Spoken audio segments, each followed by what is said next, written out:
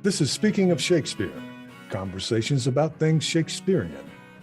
I'm Thomas Dabbs, broadcasting from Aoyamagaku University in central Tokyo. This talk is with Roze Hentschell, Professor of English and Associate Dean for Academic Programs at Colorado State University. Roze is also the author of a recent book, St. Pauls Cathedral Precinct in Early Modern Literature and Culture, Spatial Practices. This conversation should begin by making it abundantly clear that St. Paul's Cathedral was far different in shape and form during the period that Roze Hentschell examines in her book. The current domed cathedral was designed by Christopher Wren and built after the cathedral's destruction by the Great Fire of London in 1666. The cathedral before Wren was shaped much differently and would have looked much like it is depicted here in a recent reconstruction by the virtual St. Paul's Cathedral project. We encourage our viewers and listeners to visit the virtual St. Paul's Cathedral project online to see and even experience what the cathedral grounds were like before Wren. If you are joining us on YouTube and wish to listen to this program as a podcast, you may click the link below to your favorite podcast platform. If you are joining us via a podcast and wish to watch this program, we are available on YouTube under the search term Speaking of Shakespeare. This series is funded with institutional support from Aoyamagaku University and also with a generous grant from the Japan Society for the Promotion of Science. Good afternoon. It's your afternoon, Roze. It is so good to see you. It really, really is. And how is everything in Colorado right now? Everything's beautiful. It's a beautiful day here in Colorado. It's about 4 p.m. and I'm just really thrilled to have the chance to talk to you today. Well, I'm thrilled, and we can have a competition to see who is more thrilled. I don't want to waste any time before we get to your new book because it is new as far as academic books go, extremely new. And the title is St. Paul's Precinct in Early Modern Literature and Culture, Spatial Practices. And I know that you have, through your career, you have been working on, gender, of course, and dress, cloth, clothing, those sorts of things. And of course, spatial, a keyword, spatial practices, is added to the title, which is so important for that region. So if you could just kind of bring us up to speed on your book and what it's about and what a reader can expect. Well, thank you, first of all, for giving me the opportunity. I published the book, it came out in July of 2020, really in the middle of the pandemic, and talk about anticlimactic. It was really the labor of 10 years at least, and to have the book come out and not be able to promote it or go to conferences and talk about it or share my those 10 years of labor felt a little strange. And some days I forget that I actually wrote the book. And so I'm very grateful to you for giving me the opportunity to talk about it. And to be honest, I did have to sort of read the book again or take a look at the book because it is kind of faded into the background. So thanks again for giving me the opportunity. I'm really thrilled. So the book is on St. Paul's Precinct in the late 16th and early 17th century. And first of all, I want to pause and define what we mean by precinct. Precinct is essentially the area around a building or a structure. And in this time period, and specifically with religious buildings, it's the consecrated land or religiously inflected land in and around the church or the cathedral proper. So it's not necessarily only about the church itself, but the space and the uses of the space around the church, the churchyard, as it were. And so the general argument of the book is that we are better able to understand this very thoroughly studied cathedral if we start paying attention to the daily users of the cathedral, and not only the church users or those related to the cathedral's religious practices, such as the clergy and the religious administration, or even the religious auditors, right? The people who went to go hear sermons or attend services in the parish churches, but really the lay users, the secular users who inhabited that space, both as a neighborhood. There were homes in the cathedral precinct. There were businesses in the cathedral precinct. There were the bookshops and the booksellers. And then there were just sort of what we would call today loiterers in the precinct.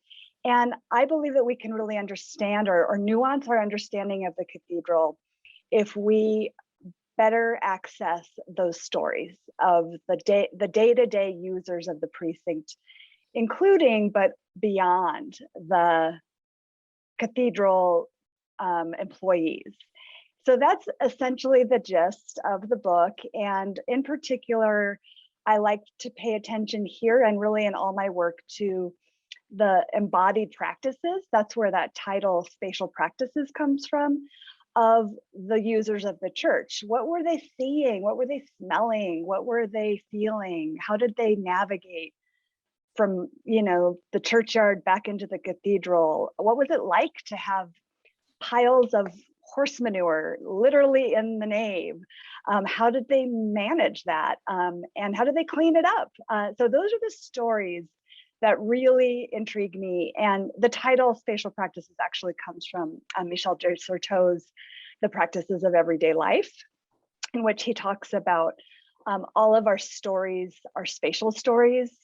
And that's really the angle I'm taking on, again, a very well studied, a very thoroughly studied space in London. It's hard to imagine having, the gumption to write another book on St. Paul's. But I really realized that if I was able to kind of get at some of these stories, we would all be able to learn a little bit more, and understanding what source material could look like when we talk about Paul's, not just historical records and archives, but literature and letters and other sorts of things that we don't typically use when we do straight up historical research. It's just wonderful. Now, I have to confess, we have not been able to, and it's probably pandemic related, I have not been able to get a copy. I've been able to read as much as I can from previews online. And, I've been interested in the cathedral for years and have done some research in that area. But I wanted for our listeners and viewers to understand that this is an enormous area inside the walls of the old city of London. And what happened in there, as you were saying, everything in London goes in and everything comes back out.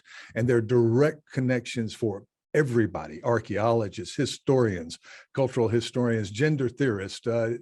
And in terms of this broadcast, Shakespeareans. There are direct connections between that cathedral, those bookshops, all the gossip and all of the activity and the way those spaces were used, direct relationships between that area and early modern drama. And as well, if not better than I, how much influence let's start with the bookshops.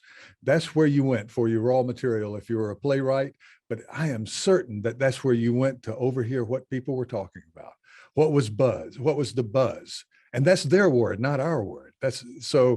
I am so appreciative and so much looking forward to combing through, perusing every word, because you took on, and I know from experience, this goes into the abyss very quickly. There's a lot of stuff here.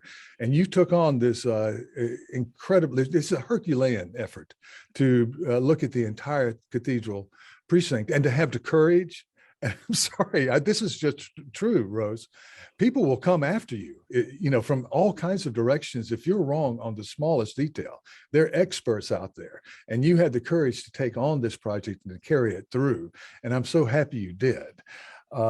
You're with the St. Paul's Cathedral, let's get the title right here, the Virtual St. Paul's Cathedral Project, headed up by John Wall at NC State University. Tell us about that, and tell us about what's happening in terms of being able to visualize online the research that you're putting out in print.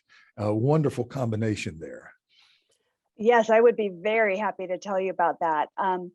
I first of all appreciate your characterization of my willingness to do this project as bravery, when some would call it chutzpah or stupidity. And I think that is one of the wonderful things about being a literary scholar, is especially those of us that came up in the sort of new historicist period, is that we started to understand that we could do a lot of things with our methodologies, and that we weren't necessarily confined to the realm of literature, as amazing as it is. And I certainly do discuss literature in my book, but I think I bring a literary scholar's perspective and sensibility to other source material, and that does rattle theology scholars and archaeologists. But I think that the emphasis on not trying to supplant anything that we're doing here, or make a different claim that's a better claim, or a claim that's more right. But the word I used earlier was nuance. And I think that's ultimately what, when we work in historical scholarship, is the best we can do, right? We'll never get the truth, right? Especially about a building that no longer exists. We can have shreds of truth, but we'll never really recapture the truth. We have to be comfortable in living in the realm of educated speculation. And that leads me to answer your question about the virtual St. Paul's Cathedral project. That digital humanities project, about 10 or 15 years in the making, maybe 15 years it goes back to, was the sort of brainchild of Professor John Wall at North Carolina State, to bring to life what St. Paul's Cathedral looked and sounded like in the time period. And through National Endowment for Humanities grants and a whole lot of faith and passion, he really worked with actors who were able to recreate old pronunciation of sermons, in particular John Donne sermons. He worked with the archaeologists who have worked on Paul's, sound technicians, singers, and really brought this sort of collective effort to re-visualize Paul's. And the most important, I would say, the cornerstone of this is the data visualization of the cathedral itself, based on the best knowledge that we have of what the cathedral looked like through a variety of sources. He's done a fly around of the cathedral, so you can actually see the cathedral from a 360 view, from a bird's eye 360 view. Very recently, they've created some of the interior spaces with the tombs and the monuments. And earlier work was around the pulpit, where the sermons were delivered. And in particular, he did a Easter sermon that John Donne delivered. And it's an amazing rendition of what a sermon might have sounded like from up close, from 100 yards back, and maybe even another 100 yards beyond that. You have ambient noise like seagulls. We are finally reminded that St. Paul's was near a wharf next to the river. And there's murmuring of the crowd, and it really visualizes, and through sound technology, what I would love my book to also do in a sort of a textual way, is to bring to life, animate, if you will, the life of the cathedral beyond its important status as the seat of the Bishop of London. Well, the sections that I've read, I've noticed that you're very good at giving us an ambulatory feel, if that's the right way to say it, of walking through the cathedral, which I think is extremely important. And I also wanted to add to what you've just said, that in terms of the original, trying to bring back as much as possible to restore the original look and feel and smell and taste and whatever of the cathedral. A friend of our series, of our program, Ben Crystal, has done whose father, David Crystal, is very famous. He and Ben worked some years ago and still are working on original pronunciation. So Ben read the sermons in this soundproof room he described to me that was sort of out of some sort of a science fiction novel where there's no sound at all except him speaking, and he delivers the done sermon in original pronunciation. And so it gets that precise. And also looking at Peter Blaney, years ago, the precision with which he designed or gave us a look at the bookshops as they surround the northeast side of the cathedral. And as your book points out, you're getting many spaces, two very large ones. One, the cathedral nave, Paul's Walk, which was, would you say, Roze, it's a center for gossip and news more perhaps than a religious center most of the time? Everything that we've read and have, all the records show that that's where you went if you wanted to catch up on the gossip, and you could get robbed there pretty quickly too. And also the churchyard itself with the pulpit. And I'm interested, because I'm kind of on before Shakespeare and early Shakespeare. Those of us who are Shakespeareans tend to go to the text and to the stage, to the theater.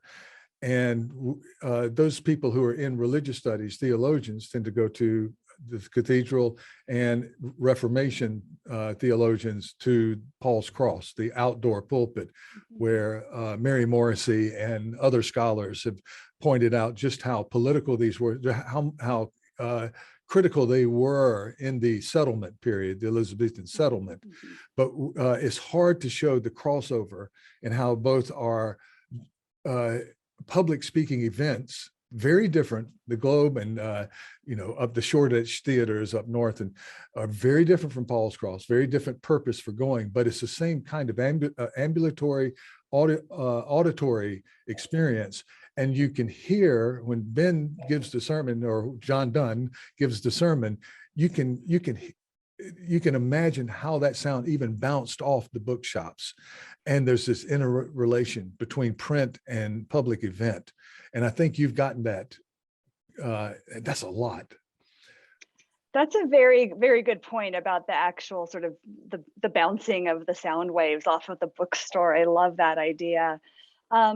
One of the things that I really work on with the sermon chapter is the way in which the sermons themselves are sort of these hybrid texts. And I do that by focusing on the topics of some of the Paul's Cross sermons, a sort of genre of the Jeremiad in the Paul's Cross sermons, of the sort of, lamenting the sorry state of London, and telling everyone that they're sinners, and that London's going to be like Jerusalem, and we've got to figure out how to get back on track.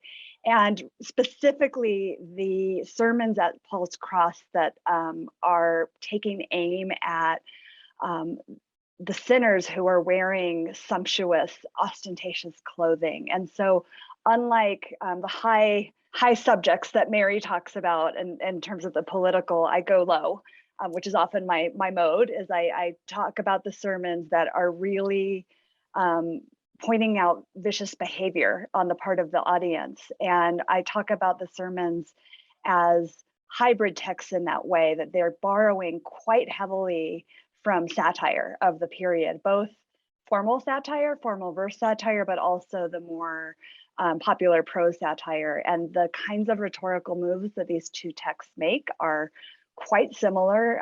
There's, someone like Thomas Nash, for example, who's a secular writer, writes in the vein of the sermons. It's very kind of polemical, invective, religiously informed. Likewise, we have some sermonists whose sermons are very colorful in their descriptions of the sin. And it makes you wonder, like, you seem to know a lot about that. Mm-hmm. And so I talk about those texts as hybrid texts, and I talk about them as the point that the preachers are making actually enabled by the setting of St. Paul's, because of the very reasons you've just mentioned, of everything else that's going around St. Paul's. The space of the pulpit was not a discrete space. There wasn't a door to walk into. People were walking in and out of the space. The one painting we have from the time period that I know you're familiar with, Professor Dabbs, is the Gipkin painting. There's somebody on the margins whipping a dog. There are people clearly not listening to the sermon. There's a lot going on in that actual image. And so the other thing that I think is important is that it was just around the corner where most of the bookshops were. But even that wasn't a discrete space. The bookshops led to one of the, I think, an understudied part of the precinct, which is the College of Minor Canons, which was a gated area in the churchyard, where originally it was the College of Minor Canons, where those associated with the males associated with the choir lived, the adult males. But after the Reformation, they were allowed to marry and have wives, and they were allowed to take on lodgers. And this space became hugely problematic because we get all sorts of records around the bad behavior that was going on in the College of Minor Canons, because they were letting in like Catholic recusants and shady women, and the vicars themselves were actually quite badly behaved. And all this is written up in the bishop's visitation records. And so that's a place we typically look for really official type of information.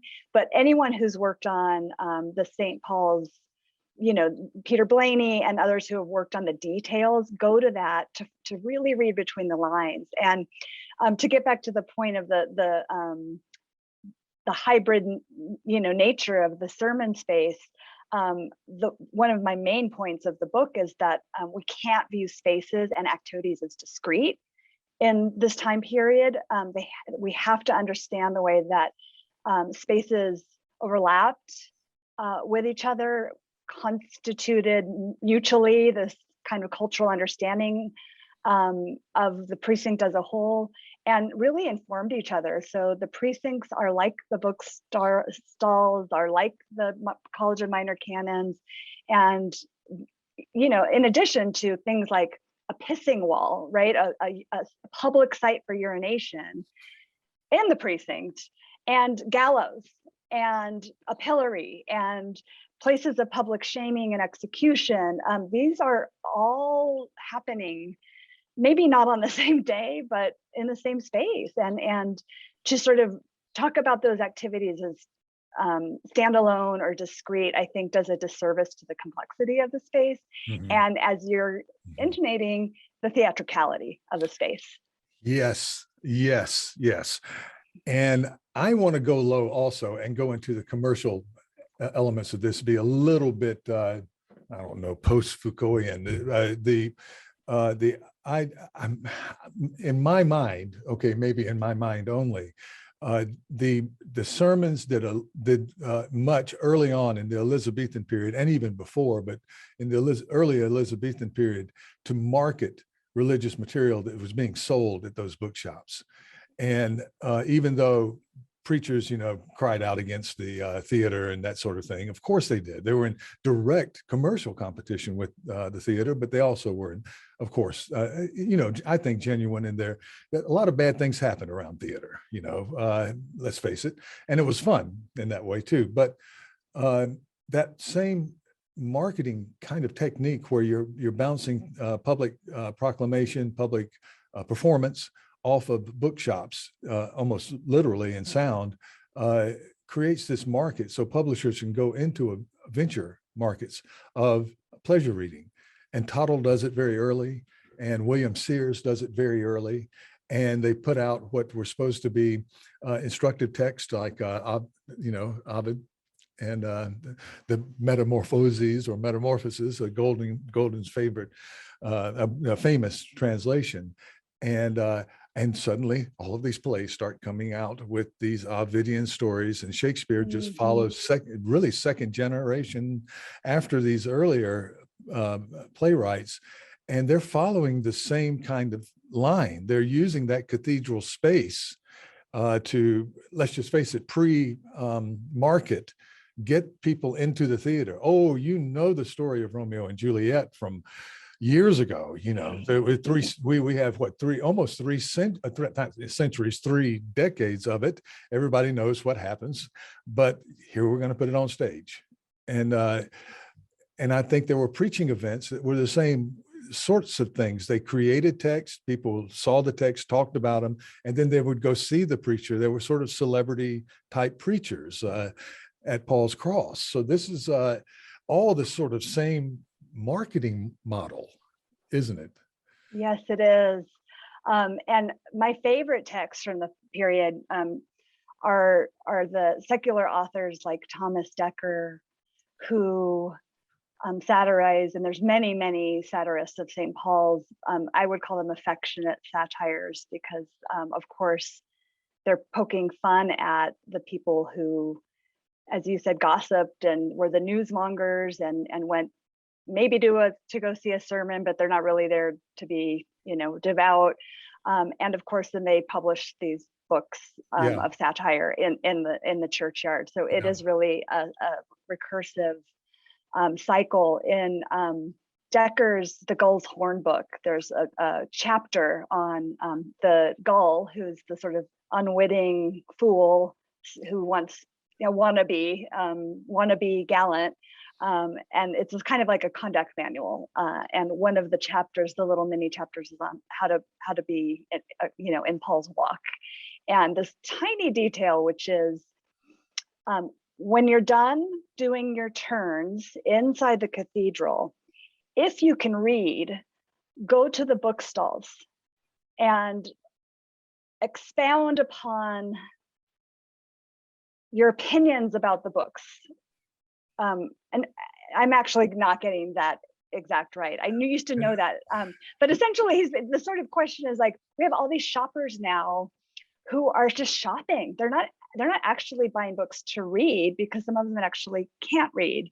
But that's one of the big points of my churchyard chapter, is that the spatial arrangements of the bookstalls allowed for a new kind of consumerism that moves us beyond purchasing to shopping, what we would call shopping.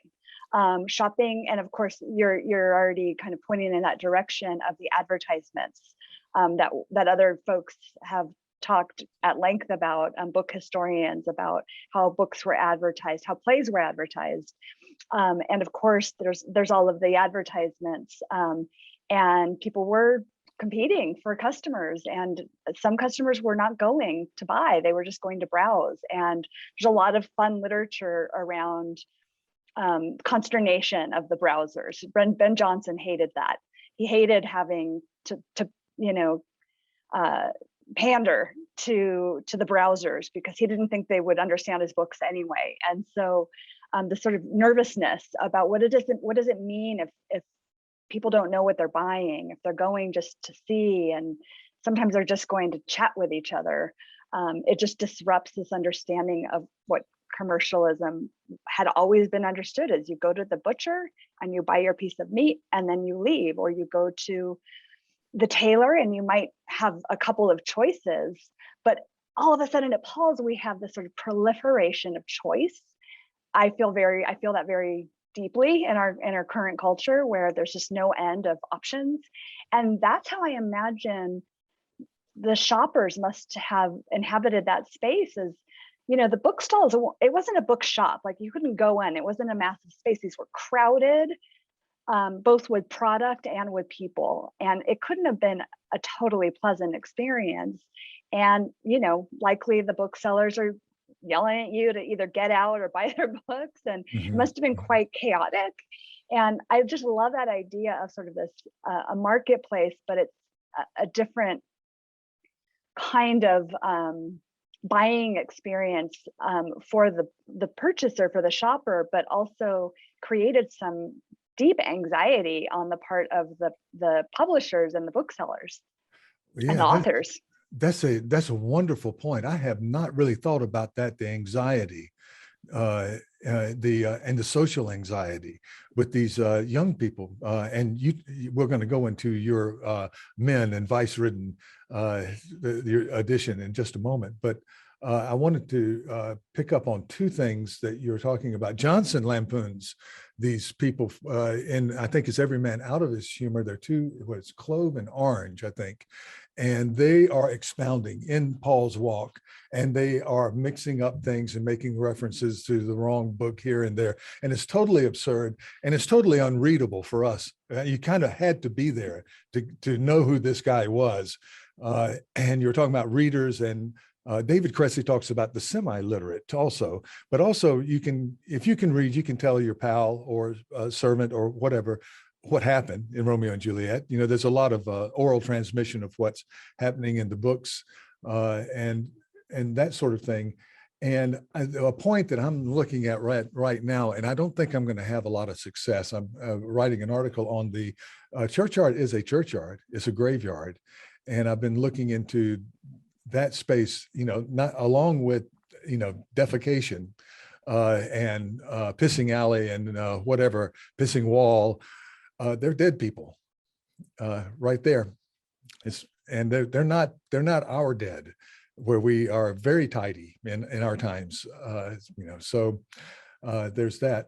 But I do want to move along a little bit here to your work. I have here in my agenda to look at cloth and clothing and that sort of thing. But I want to go first to you brought it up because you brought it up, the masculinity and vice. Now, this is an edition that you edited and also wrote the introduction to, but also have looked at very closely the standards for young men.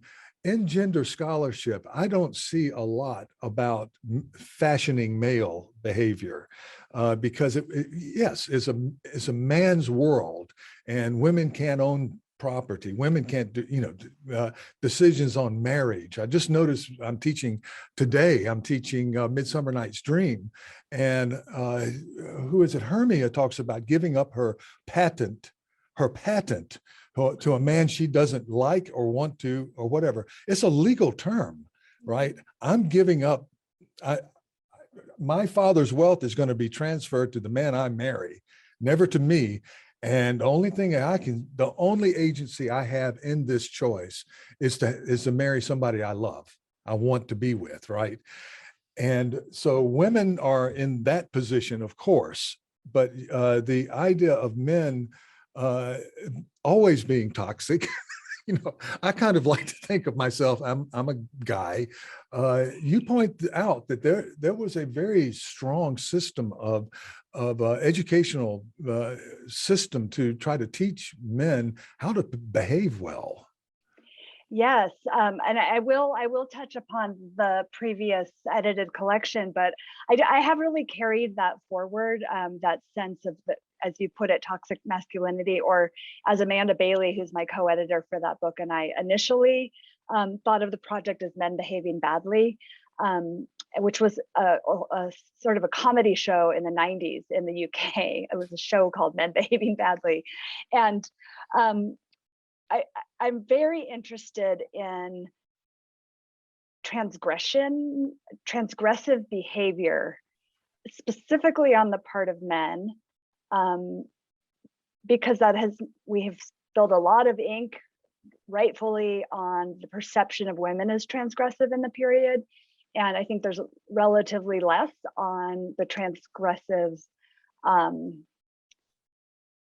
actions of men, and as you put it, the sort of desire and the movement to constrain or control or educate and teach around comportment and what is proper behavior. And I really carry that forward into this book, where much of what I talk about are actions or activities or behavior that's out of place. And I'm putting that in quotes. It's Tim Cresswell's phrase.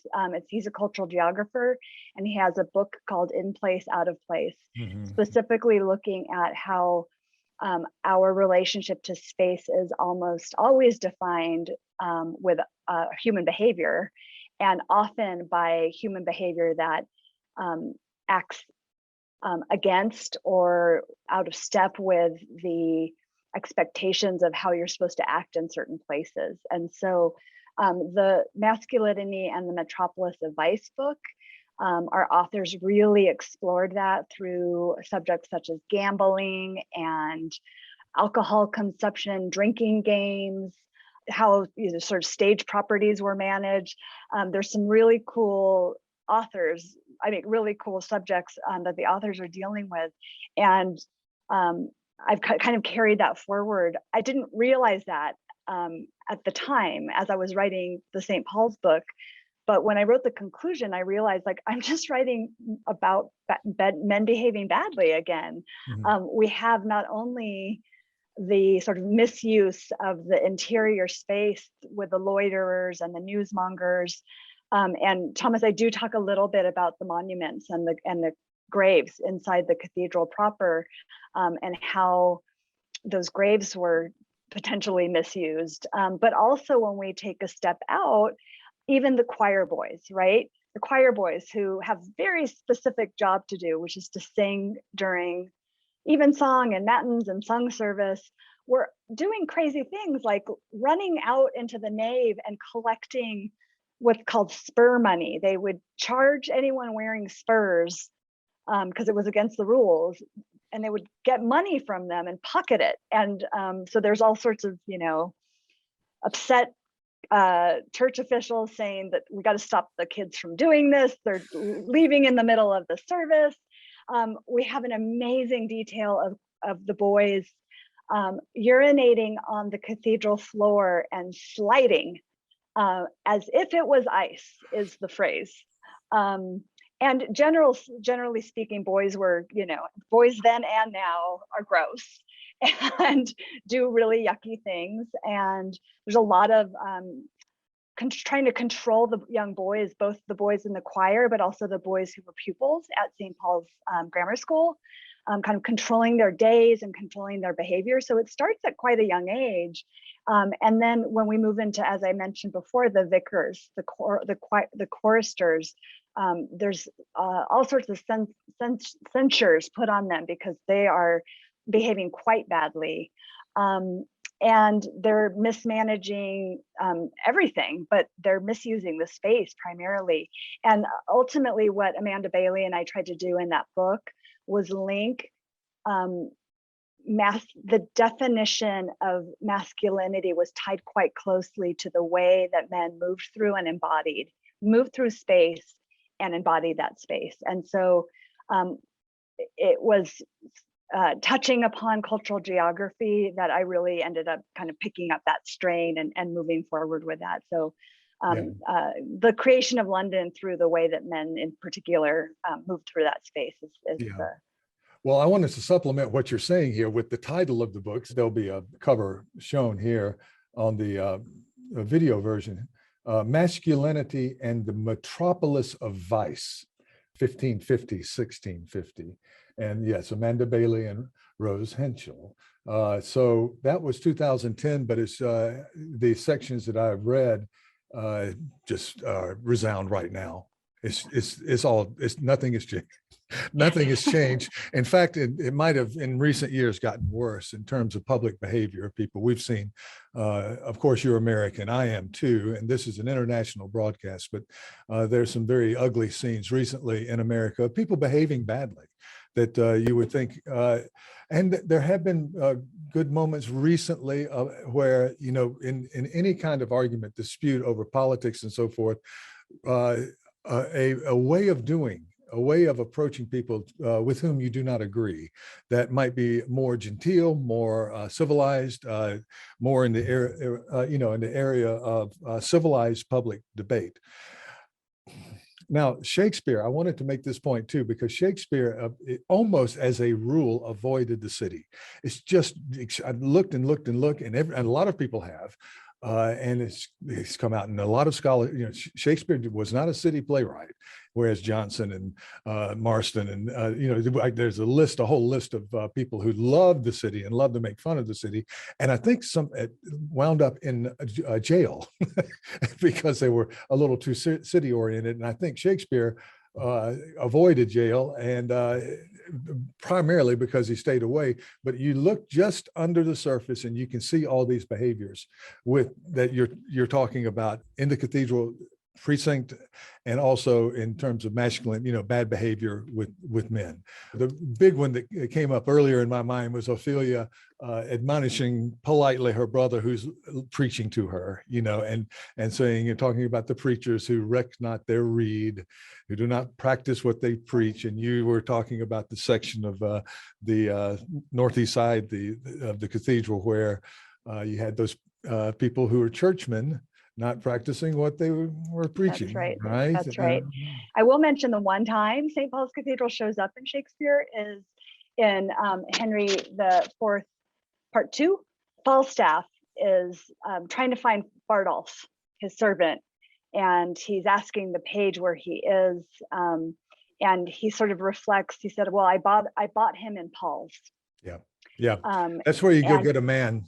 And exactly. Paul, and you bring up, and you know much more about it than I do. Is it the Sequoia door, the area where advertisements were placed, and that's where you went if you needed a man, somebody to help you do something. You could put up a notice like the classifieds. I have noticed one other area, but it's out of time. Richard the Third. I think there's a little pageant where they go. The Pauls is very briefly mentioned. It has nothing to do with anything. It's in fact one of the last places you would go if you were trying to make connections between 16th century and 17th century Shakespearean period. There are many other things, and I'll just throw it out. Gallants at the beginning of Romeo and Juliet. Or wannabe gallants that you mentioned earlier, getting into a fight in a public space. Mercutio acting out, doing the Queen Mab speech. Where is he? Zeffirelli gets it right, I think. He's in an echo, he's surrounded by stone, and he's in this echoing area where his voice is being amplified, and he has an audience, and he does this impromptu crazy speech, right? I just think that is drawn. Where else could it be drawn from in London? Moments like that. Right. And Hamlet, of course, Hamlet's diatribe against the boy companies, the little AZs who, are stealing the thunder of the adult playing companies. That is clearly a reference to the children of Paul's and Blackfriars, the Queen's children. And with Shakespeare, I did look at my index before this interview to remind myself what I had said about Shakespeare in the book, and there's a handful, right? And so, and it's usually, as you said, just more of like an analog, right, rather than a direct reference. The Bardolph comment is funny because that's a gag for the audience. The audience, it goes on to say, after I bought Bardolph and Paul's, if I had bought a horse in Smithfield and married, found a wife in the stews, I would be horsemanned and wived. And the idea there is that you get what you pay for, right? Yeah. If you go to Smithfield, you're going to get a bad horse. And I found that through research of people who work on animals. Really? And of course, you don't want to go to the whorehouses to get your wife. And then the analog there is that maybe Paul's is not such a great place to hire your servant, which that's a one piece of evidence we have that maybe it's like, there's not great options for buying people. Not a great option. You're likely to pick up a thief, according to, and of course, the Falstaff and his crew are no better. But what big point I wanted to make about your book, and in collaboration with the virtual St. Paul's, is that this, I believe, is a starting point, or can be marked as a juncture where so much more research can be done now, because you can point to your work if you are in any variety of fields, and also supplement that. Oh, and by the way, I'm doing a paper for the Shakespeare Society of Japan in 2 days, 2 days. I'm 1 day ahead of you. You're Wednesday, my Thursday. But and you have saved me, because I didn't know that the full cathedral, I have a slide that has the old truncated version. And so now I can fix that and be up to date. But so this is the point I'm making, is that we can now show it. And so I've been showing truncated versions and talks about Shakespeare, in this case, an edition that appeared in Pauls Churchyard. And I wanted the audience to get the visual, right? Because it's very hard. But then again, the visual can't lead you into the details of how in what you can do in print. Both collaborate so well. And so we owe you great thanks, because we can go to this book now, and also to the project. Well, let's talk about clothing and cloth, because that was your earlier work right out of graduate school, I believe. The culture of cloth in early modern England, textual constructions of a national identity. Now, those are some big words. Well, thank you. It is like going back in a time capsule to look at that book again. It came out of my graduate dissertation at University of California, Santa Barbara. And I, again, worked on it for several more years and added another chapter to, I did a full overhaul of that book. But the kernel was there. And I was reflecting today on the relationship, or I guess the threads that have stayed with me from that book. And I think one of the funnier ones is that I seem to be unafraid of taking these like monolithic subjects, like the British wool industry. Like maybe there's no other subject that has been written about more by historians. And St. Paul's Cathedral, again, very, very well-trod ground. And deciding that that was okay and I wasn't going to be afraid of the historians. And so in that particular book, I make the claim that especially by looking at again, popular literature, prose, drama, satire, even pastoral literature in that book, because of the sheep and the wool connection, that we're able to understand the anxiety that was happening in the late 16th century around the crisis of the economy, founded largely on what was happening in the wool industry and the decline of the wool industry as the central commodity. We could better understand all of that through looking at literary and sort of more cultural texts.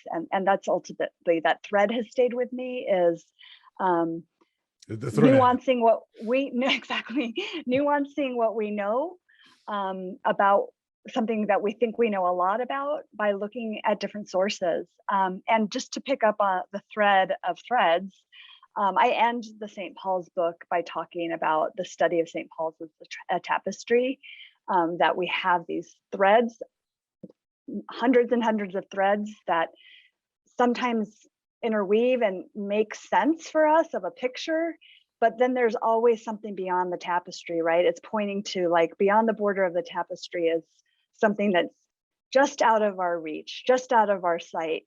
And I know you're nodding because you totally get that. And when you work on something as complex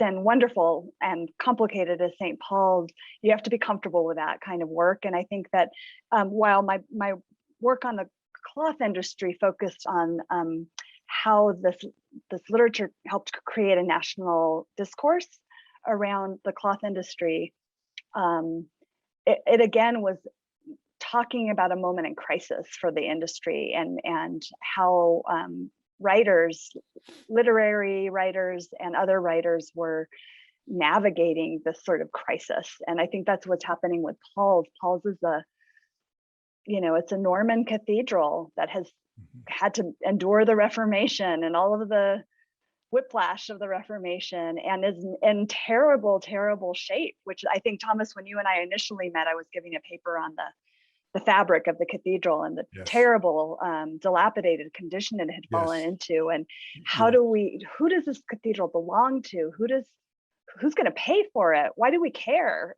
Those are questions that I think are not only answered, but we can assist in arriving at answers through looking at literature and more literary inflected texts with the full knowledge that many of our historical texts, if you gave them to someone on the street, they would say, well, this is a poem. Like this supposedly like legitimate historical text is actually written in verse. Now that's a poem as far as I'm concerned. Yeah.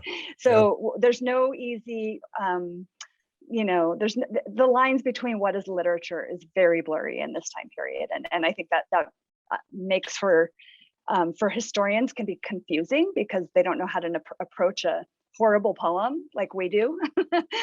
These poems are not good, but you got to figure out how to read them and what you're getting out of them. And so I think that literary scholars really do bring a methodology and a sensibility to these tricky sources. Yeah, they do. And I was just thinking, just as they had their spaces, particularly in the cathedral, we have created ours academically. And and we're moving in, I'm segueing into your work as an administrator. And you have an overview now that I've never had you're an associate dean, is that correct? And so you are in charge of scheduling all of these classes. You have this, probably a tsunami of small projects you have to do. And let's just face it, I'm certain there's some there are people, you're dealing with people. So it's hard to make everybody happy all the time. And so you can see how we have created sometimes in much too rigid, the word in Japanese is katai, hard, we have these walls, don't step into my area, don't even look over the fence into my backyard. And some people are that protective. The people you and we were talking about that earlier conference at McGill in Montreal, I think it was 2012, the St. Paul's Cross that Torrance Kirby hosted. Wow, did I feel those walls just disappear? You have these guys like Stanhope there, is the gentleman, John King, and who unfortunately passed away recently, and all the others. I'm leaving out names that I should include. My dear friend Susan Wabuda, and all of these people who were just coming in from all areas and so supportive of each other. And that could be a goal. And as an administrator, do you see a possibility of creating that kind of communal exchange between departments? Oh, that's an amazing question. I was terrified at that conference because I knew that there were people there that were in schools of divinity coming. There were faculty from schools of divinity, and I felt like, as a literary scholar, pretty ill-equipped to be having any sort of theological debates. I was quite terrified, and Peter McCullough was also there, who's yes. A Dunn scholar and also a sermon scholar. And I was also, but anyway, of course, but you described it perfectly, because we were all forced to be in one room. There were no concurrent sessions. Forced is a bad word. We were all invited to be in one room together for every single talk. And we didn't get to pop out or, go to a different panel.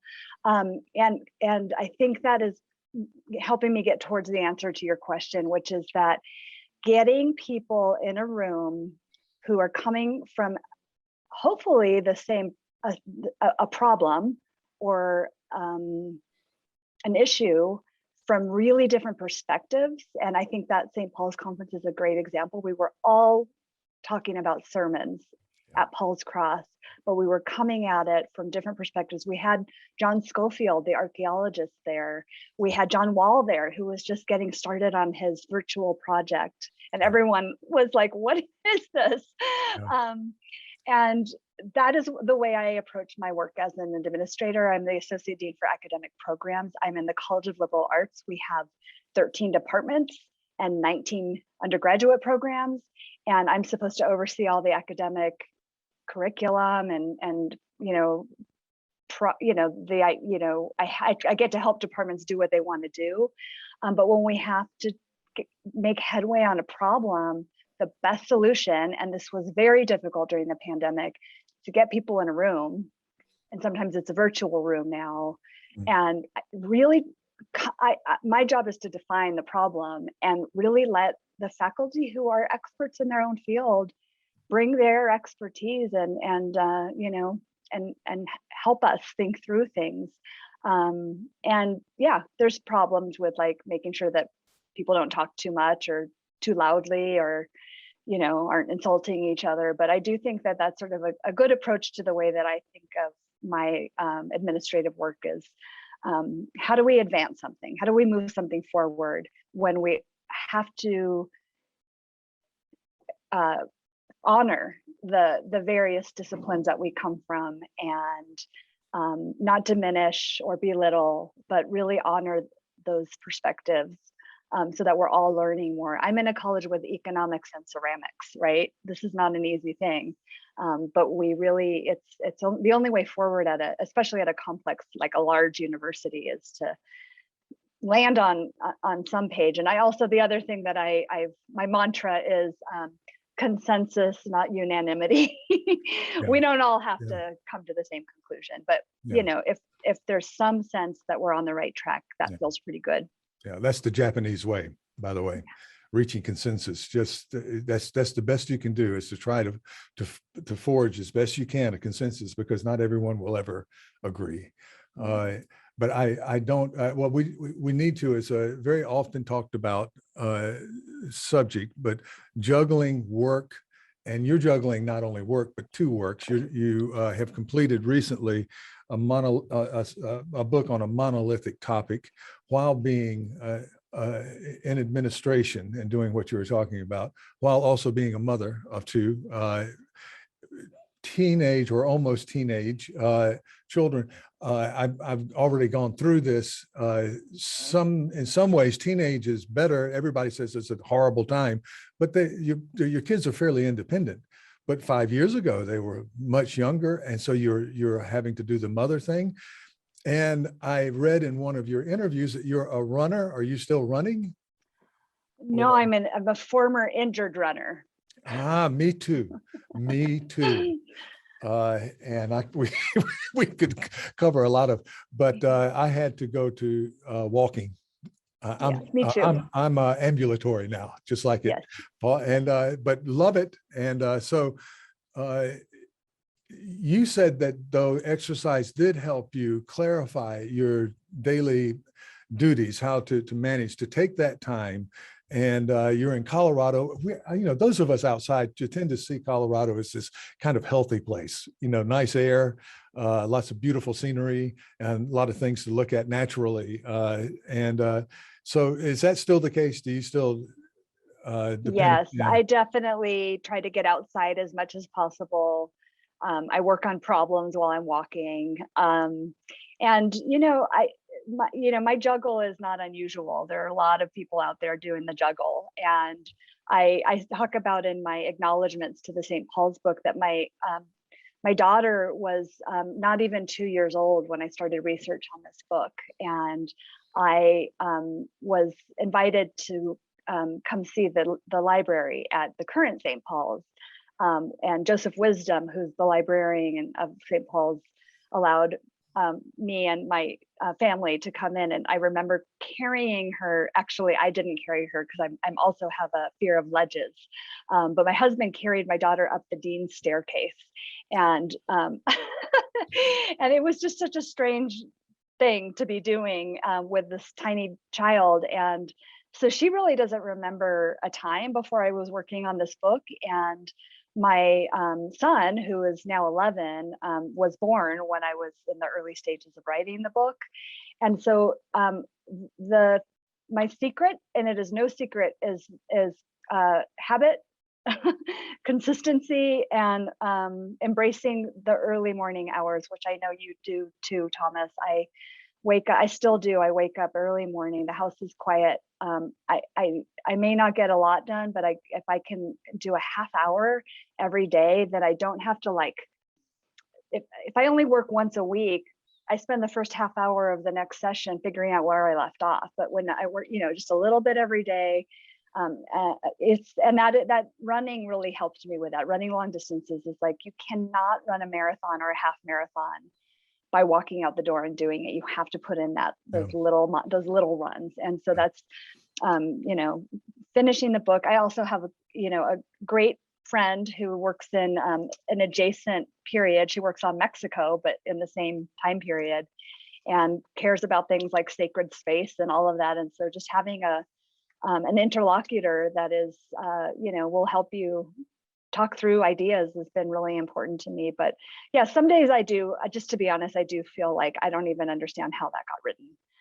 It did feel, especially when I took on that administrative role, that it was like an against all odds situation.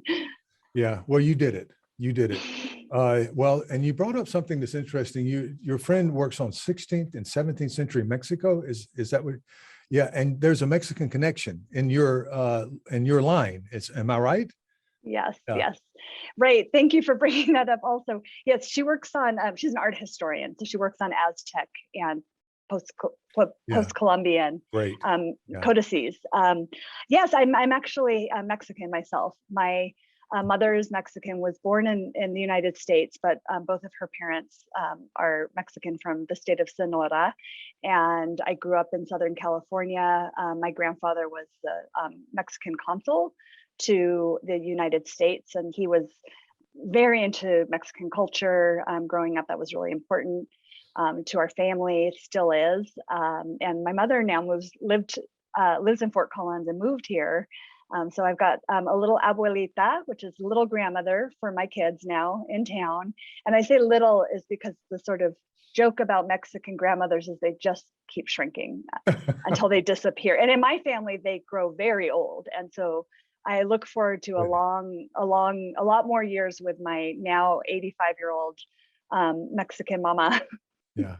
Wonderful. That's a wonderful connection. You seem to have inherited an administrative gene from your grandfather there. So perhaps if there's such a thing. Yes. So you grew up in California, and you were undergraduate at Vassar, I saw. And so you moved to the Northeast a long way from home as a young person, and then went back to sort of an east-west thing. You went back to Santa Barbara and ending up in Colorado with that connection. What a wonderful thing.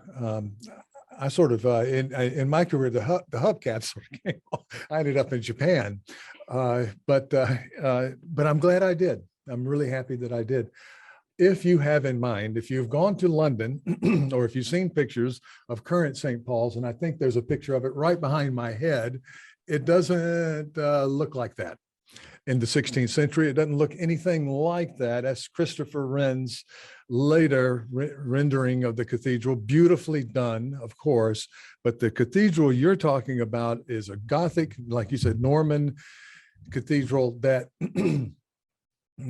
second point is that you don't finish a cathedral.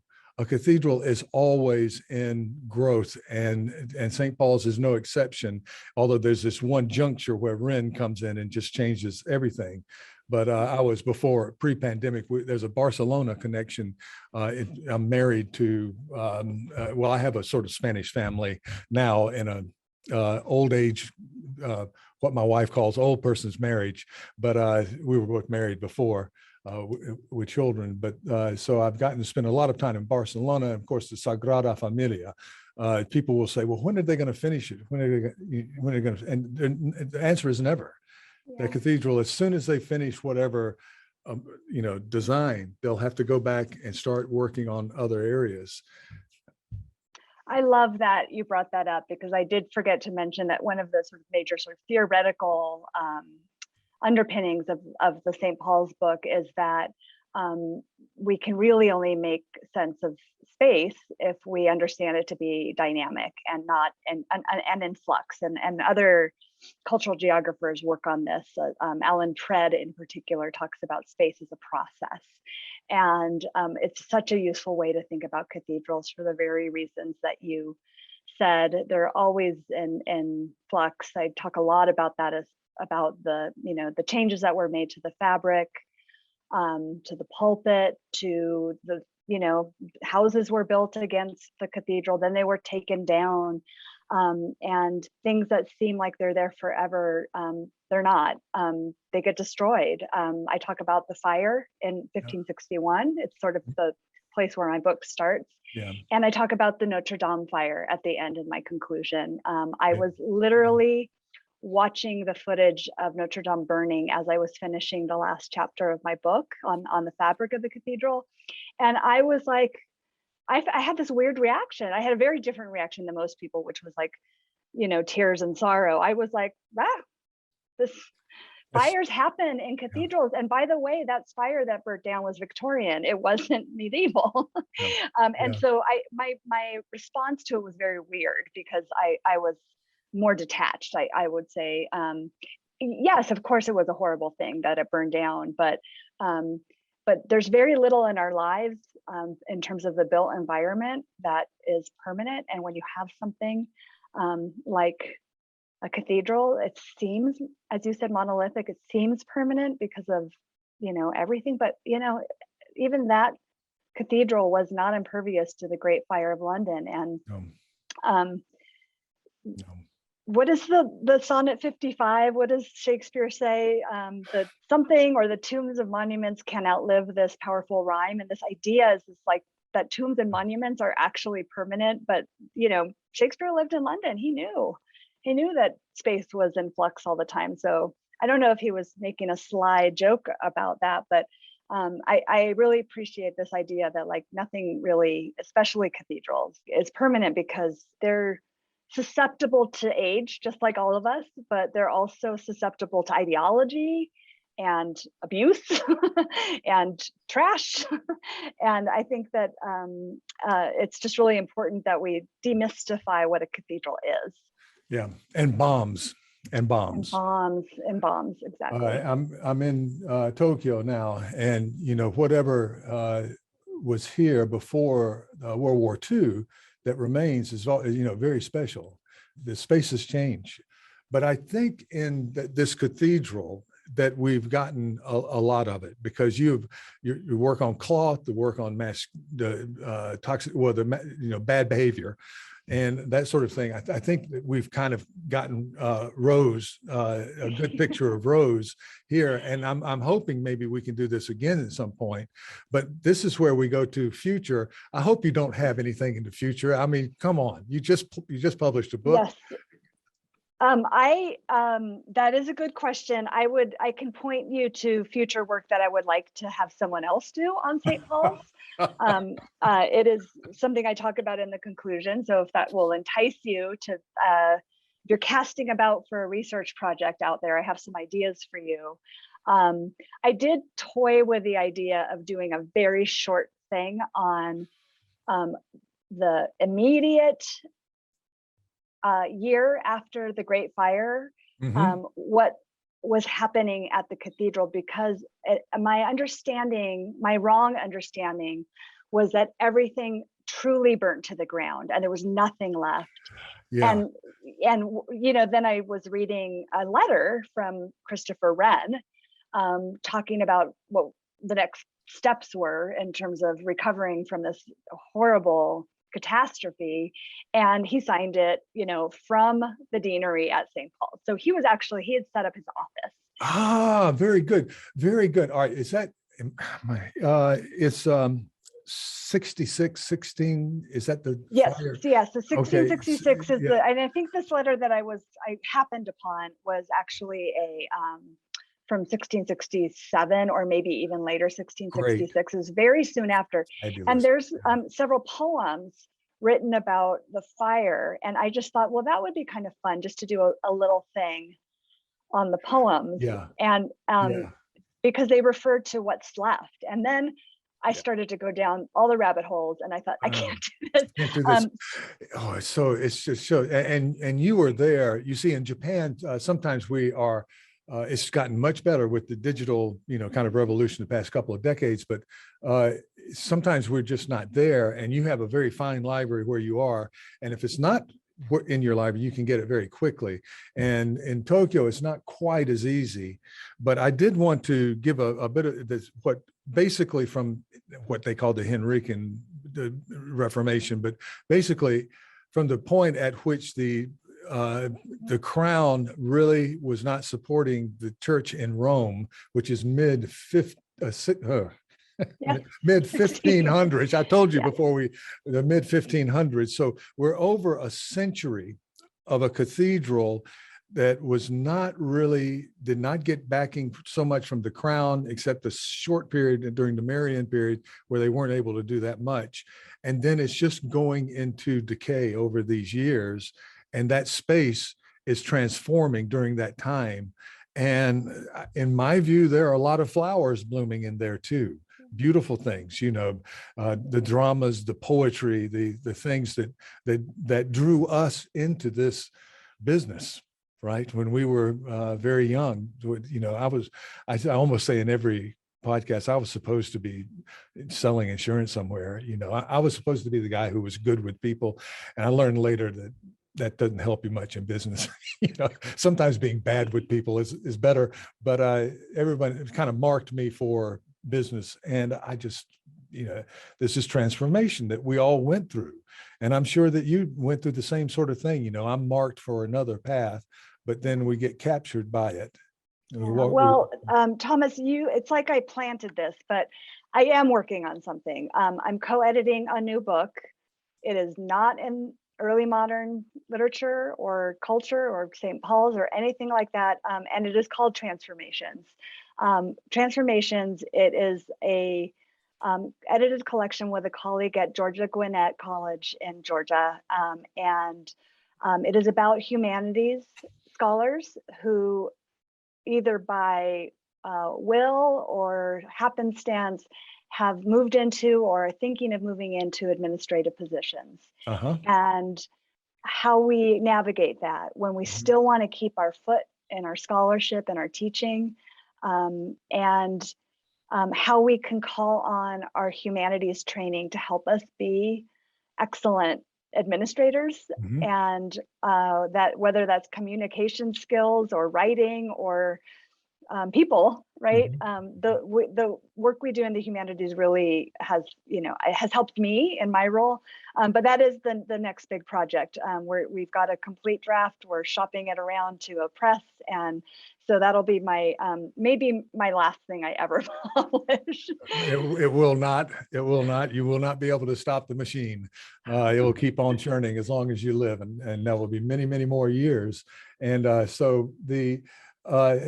so happy to hear that you're stepping out of field, because that's a good thing to do, and it's a learning, there's a learning curve when you start thinking about your audience not being the people we mentioned earlier at a conference, roughly speaking, in our interdisciplinary area, to a broader audience. And I've tried it and done it. I've done it.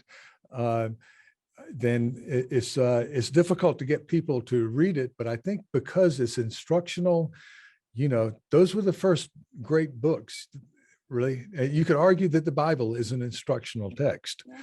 So there's war, there's romance, all of those things. But instructional, I think some of the big sellers during that period were instructional text. And your work on St. Paul's, I'll finish with this. And please stay after we finish the interview. I want to debrief a little bit with you, but your work has done, like I said, I want to emphasize this.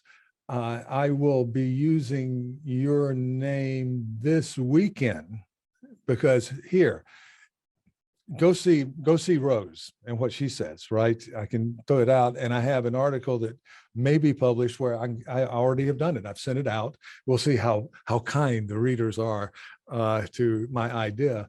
But there was so much, you only have so much space, and that now we can go to Roze, and we can go to the St. Paul's, John Wall's project, and that saves us, and then we can focus on something else, to what we wanted, that little part.